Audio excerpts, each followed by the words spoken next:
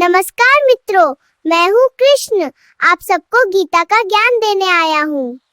आज हम पढ़ेंगे भागवत गीता के दूसरे अध्याय का 27वां श्लोक। पिछले श्लोक में मैंने बताया था कि आत्मा नित्य है और शरीर के नाश से परे है। शरीर के नाश होने पर भी आत्मा अमर रहेगी, इसलिए शोक करना बेकार है। संजय अपनी दिव्य दृष्टि से ये सब देख रहे हैं और धृतराष्ट्र को बता रहे हैं, जातस्य ही ध्रुवो मृत्युर्ध्रुवम जन्म मृतस्य च तस्मात् परिहार्य अर्थे न त्वं शोचितुमर्हसि। अर्थात जो जन्म लेता है उसके लिए मृत्यु निश्चित है और पुनः जन्म भी होता ही है। इसीलिए ऐसी अटल और अनिवार्य सत्यों परम शोक करना बिल्कुल व्यर्थ ही है। चलिए इस श्लोक के अर्थ को और गहराई से समझते हैं। जीवन होता है तो मृत्यु भी निश्चित ही है और ये सत्य हर कोई जानता भी है। जब यह सत्य आपको पता है तो शोक करने से मृत्यु टल तो नहीं जाएगी। अगर फिर भी शोक है तो सोचिए कि मृत्यु सत्य है तो दोबारा जन्म भी सत्य है। अर्थात मृत्यु के पश्चात आत्मा दूसरा शरीर लेती है,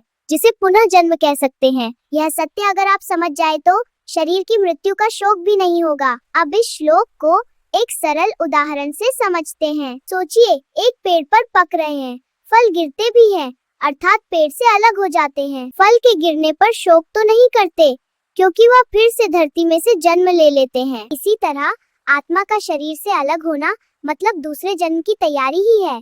आशा है कि आप इस श्लोक की यह सरल बात गहराई से समझ पाए होंगे। बने रहिए मेरे साथ और जानिए इन श्लोकों की गहराइयों को। और हाँ, मेरे इन श्लोकों को और इनके पीछे छुपी बातों को शेयर करना मत भूलना।